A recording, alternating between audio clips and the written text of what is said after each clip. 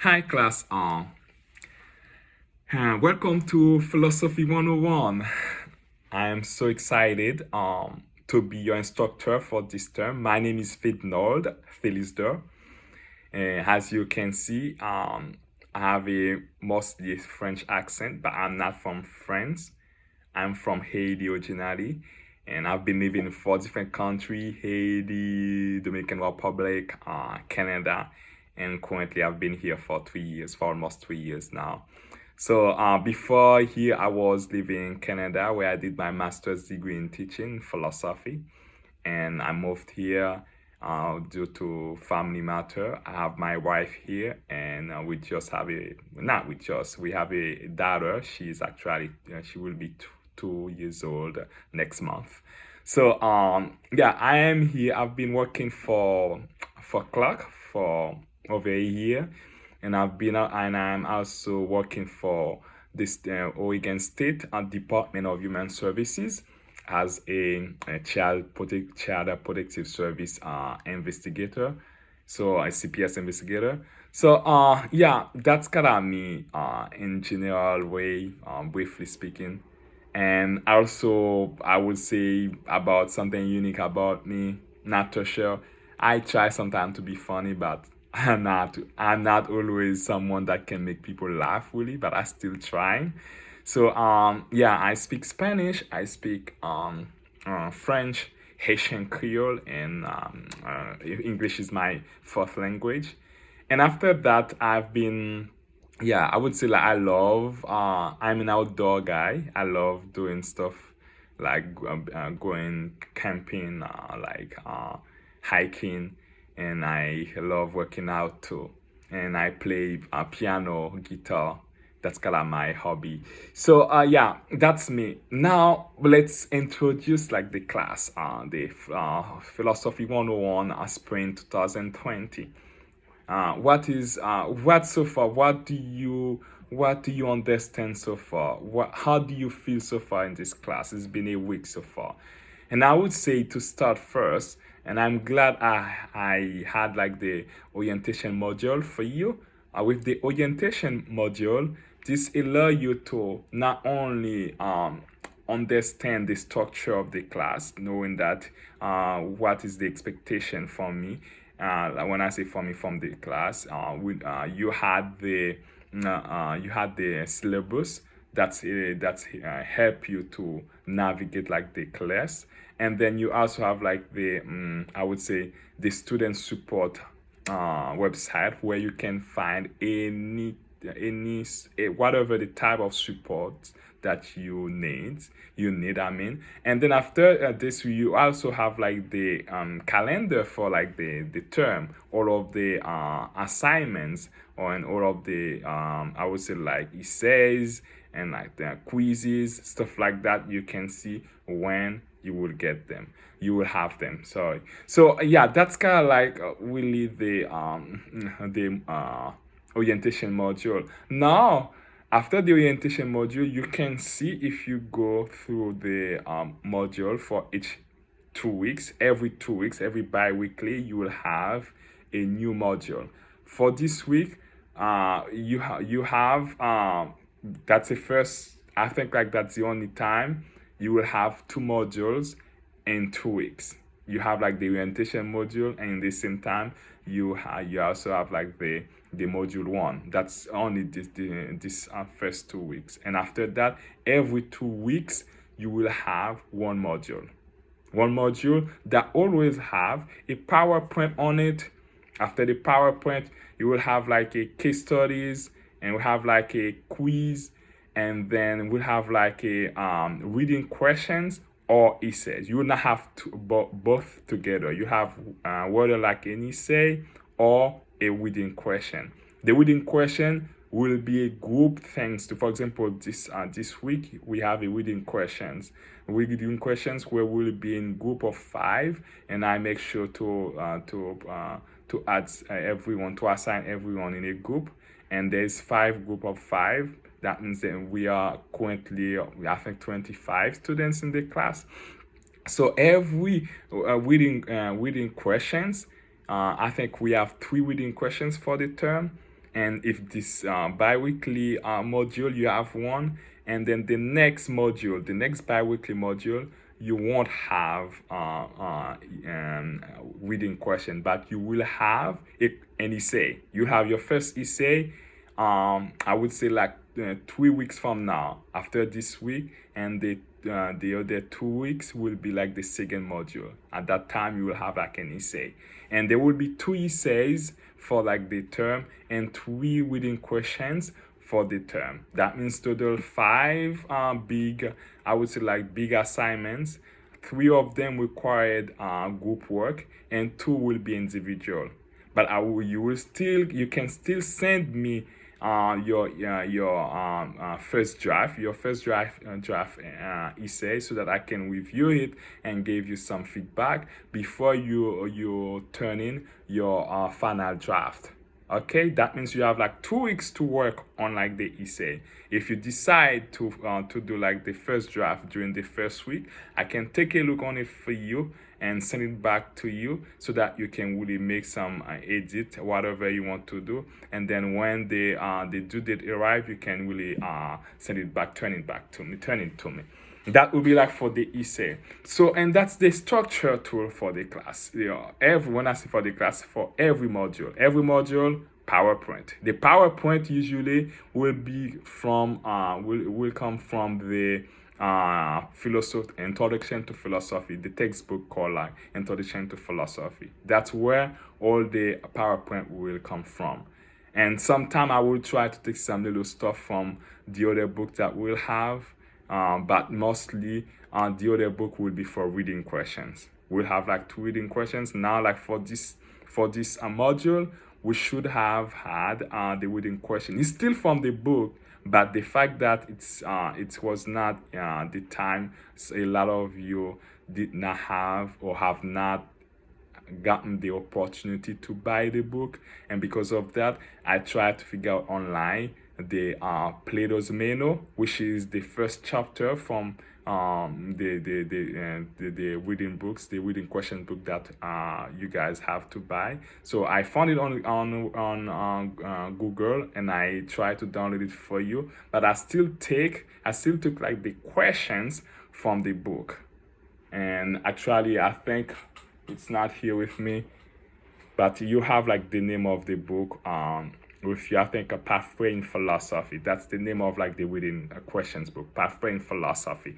And then like the PowerPoint and other stuff, like the specific like the lecture, will be from Introduction to Philosophy, the second textbook. So that's kind of the way. And I know like it can be for some of you. I don't want you to spend a lot of money from in these books, and specifically like the Pathway in Philosophy.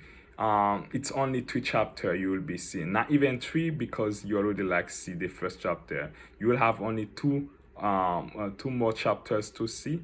And I know it's not that expensive too. It's a book you can buy for $10, even for $5 you can buy it online. To be honest, if you want to buy like a used one, I will be $5, you'll get it. But the book that will be the textbook that you'll be needing like for the whole class, it's most like the Invitation to Philosophy, because all of the questions, discussions, and case studies, they are all came from this book. That means it's like the core of our class. The end. I mean like the Invitation to Philosophy textbook. So this is like a general view of this class, the syllabus, the module. And now like let's talk a little bit about the first PowerPoint. The first PowerPoint, the title is like why study philosophy. Okay, why study philosophy? That's a question. It's like, yeah, why I want to take this class? I know some of you will tell me, already told me that they are taking this class because they want to really like I mean like I know I would do the same thing too. But some of them told me, yeah, I just want to pass this class so that I can really graduate or like finish like the school here. There are a lot of things I heard, and they are all valid. I'm not saying who may say someone else who may say like I want to take this class because I want to know more about philosophy or I want to become a philosopher. There's no difference with someone who will tell me that and someone else will tell me, I'm taking this class because I just want really to pass this class so that I can really graduate. That's kind of like these two different way, but I respect all of that. That's the truth.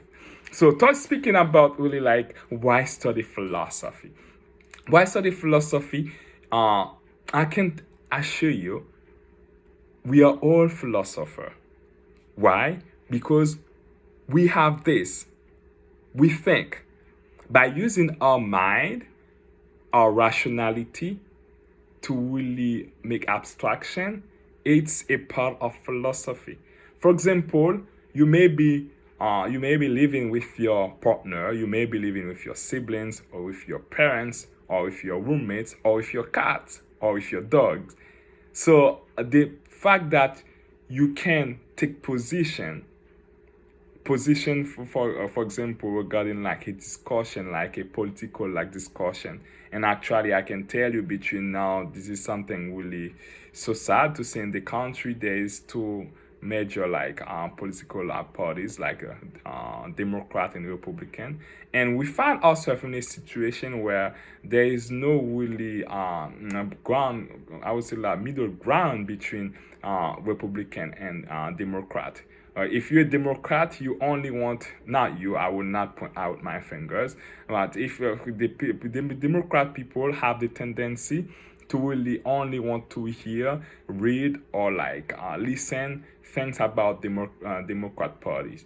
The Democrat Party, and the Republican wants to do the same things. The reason why you have what now CNN and Fox News, they are. If you met someone who told me, oh, I hear this like from CNN, you can know really which party this person is following or like be a part of. So that's the same thing to Fox News. But in philosophy, it is not like this. There is no really extreme point in philosophy.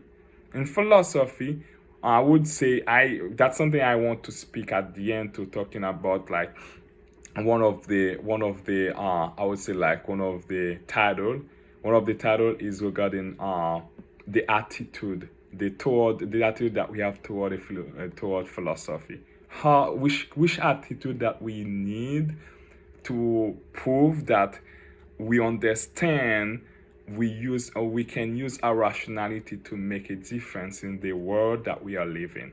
That's really like the way I will speak out regarding what what is like the not even the meaning, the transformation that philosophy can make on us.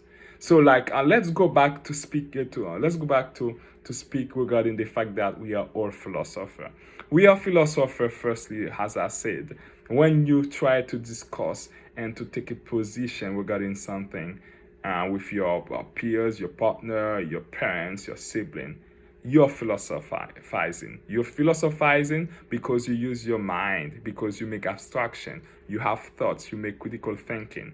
When you make a position regarding really religion, for example, someone can tell me I prefer to be Christian or I prefer to be Muslim, all of that because you are when you do that, you're philosophizing. You are philosophizing when you do that. So and then all of that make us feel like we all philosopher. And then now, when you say we are all philosophers, what kind of philosopher am I? Am I a professional philosopher or am I just a ordinary person? Yeah, that's where what now you make the difference and realize we are all ordinary people who use philosophical terminology. But what will make us a philosopher is the fact that those terminology, the fact that there's a topic subjects that we use in our daily lives, and we make them more structure. What now? We give more structure to them. When I say you give them more structure, for example, something that naturally you think yeah, it's common sense, it will not be just common sense for a philosopher. There will be a structure, and there will be like a path you want to take with what you said. And not only that, there will be some specific I would say like key words that you will use to argue or defend up your point of view, and that make you not only just you have idea, not only just you think, but you think critically in a way to know how to process your thoughts. That's the word. The way to process your thoughts make you a philosopher. Everyone make everyone like thinks, and everyone like can think. Everyone have rationality. Everyone have critical thinking. But the way you process the thoughts, the critical thinking, make you a philosopher.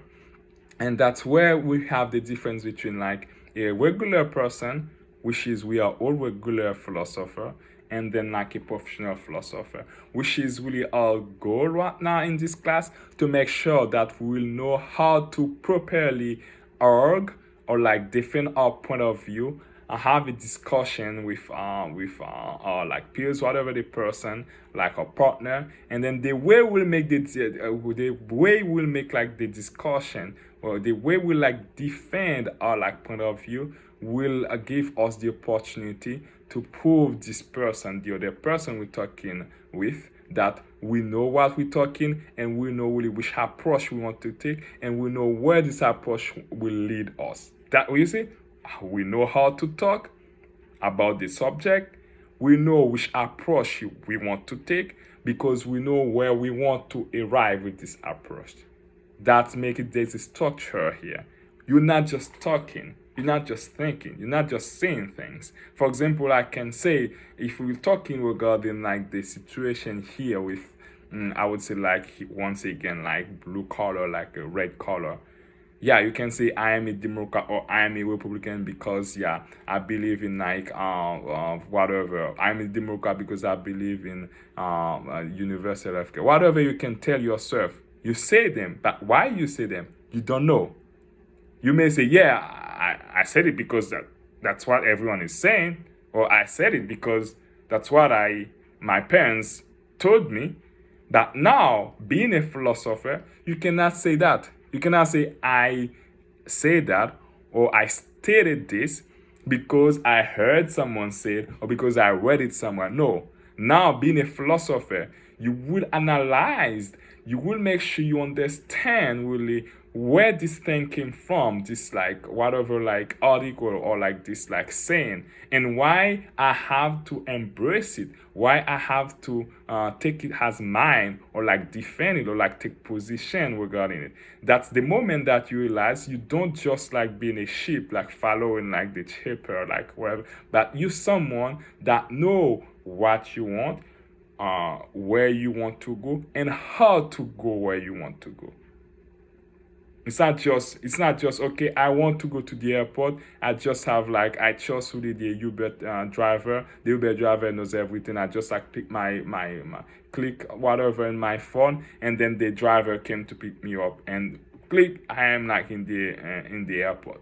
That will be a different scenario right now when you have your car, you know the distance, you know you need 30 minutes or 50 minutes to go to the airport, you know only where there is like accident, or where there is like traffic light, you know all of that, and you know really which direction you have to take to go to the to the airport. That's two different approach, where you let someone lead you, and this person can lead you, you think like this person will lead you to Portland airport, and then you realize you are California airport, Los Angeles airport.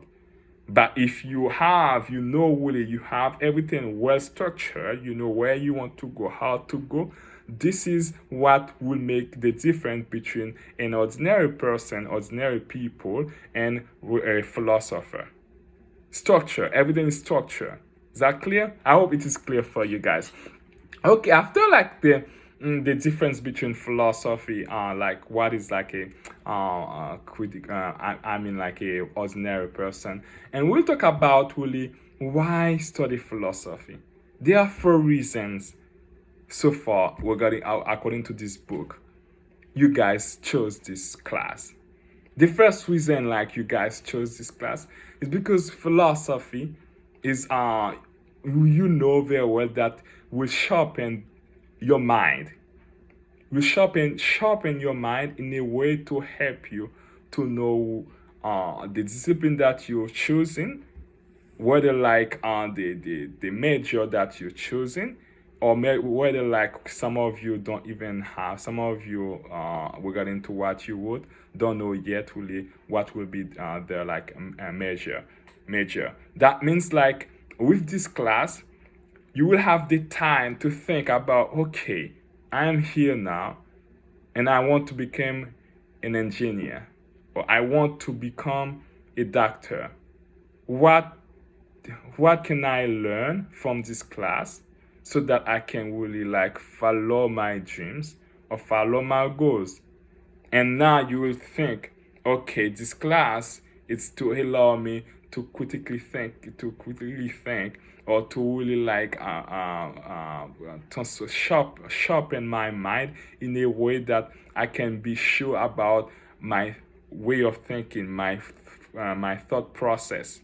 So, and then when you feel yourself like, yes, I want to have this critical thinking as skills, and I think this class can give it to me, you give yourself a reason to be in this class. And I'm pretty sure a lot of you, this is the reason you are here. Because, okay, I want to take this class because I think it will help me to make a better decision in my life, or it will help me to know exactly what I really want for myself, for my future, professionally, like socially, like family, whatever the way you want to see. The second reason some of us may choose this class, and because we know this class, philosophy, will help you to clarify issues. And I know this. Some of you pick this class for that too. For example, we were talking earlier regarding like a political party, blue color, red color. But we have like some issue. We have some difficulty sometimes to clarify issues. For example, to know how to discriminate among options. We can have like environmental problem, for example, like the climate change situation, where like no one understands what is that and what is going on with this. Some people think like, yeah, it's something. It's just nature. It happened before. It will happen again. Yeah, they're not wrong with that, but they're not right either, because it's a fragment like answer. It is not a philosophical like answer. When you say, okay, it happened before and it will happen again, it will happen again, that's too vague to say. Why you say it happened before and why you say it will happen again? Did the way it is what now? It is the same way it was in the past, or do you think with the way things is going right now, there will be nothing as big deal? That's where like you will question this. You say why, and then the why you will have will make you really go deeper and to understand really the issue. For example, like saying that, okay, it happened in the past, global warming, it was always there, global warming. But the problem we have with global warming right now is the fact that with the excess of I would say like excess that we are doing in the way we use stuff. When I say stuff, like the way we consume like the everything in our daily lives, this accelerate this accelerate the global warming process. You see, it was always there, it will be always there, but the speed of it is not the same thing. Because of our intervention, because of our I would say like lack of, I would say, attention, we accelerate the situation with the global warming. And now the acceleration make it really the natural process and possible to happen. And when there is no natural process, it's a big concern for not only the human lives, but for every life in this planet. Because everything right now is the way they are, because there is like really some natural laws. The natural laws are well really like stable, and when there is no stability for those things, everything will be chaotic. Life will be even impossible. You don't know what can happen. It is not the same way it was in the past.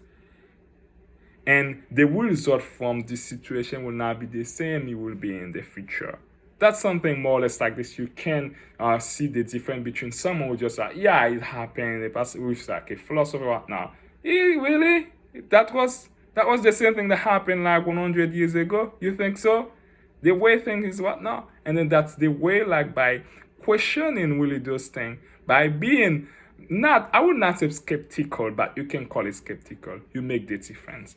And then like the other way, you can say the third reason is because the activity of philosophy enhances our personal lives. It changes ourselves to the way we see the world, to the way we approach things, to the way we even like see ourselves in the world. This is like the way you can see how like philosophy, why study philosophy. Not only this can help you with like your studies, like your major. Not only that will help you to clarify issues, to discriminate among options, and like to make better decisions, but this change you completely as a human being and make you find your way and your position in the world that you live in. And the third reason, the fourth reason, I would say, philosophy assists you to penetrate the roots of the commitment. Commitment by trying to understand really the deep reason of everything. You cannot just take the superficiality of things, but you want to go in the roots with the why. Why tonight it's like 10:30 and I'm still up and trying to make sure really my students have really like this micro video that I promised them I will send to them. It's because of my moral value, and this moral value, he is hunting me. He will not allow me to sleep tonight if I don't do that. That's where a philosophy go deeper than just doing things, but it goes with who you are as human being. It changes you. It make you really like committed with what you said, committed with the way you live, committed with like people around you. Make you a better person, not for only the world, but for yourself. This is another way you can say philosophy. And at the end of the day, we talk about all philosophy as like go toward a philosophical attitude. This is where I want to really like to see things. Everything we're trying to do in philosophy will lead us to a community of tolerance. That's where I want you to understand. This class, it is not only will allow you to critically think, but also will allow you to know that despite you may not be in the same page, or you may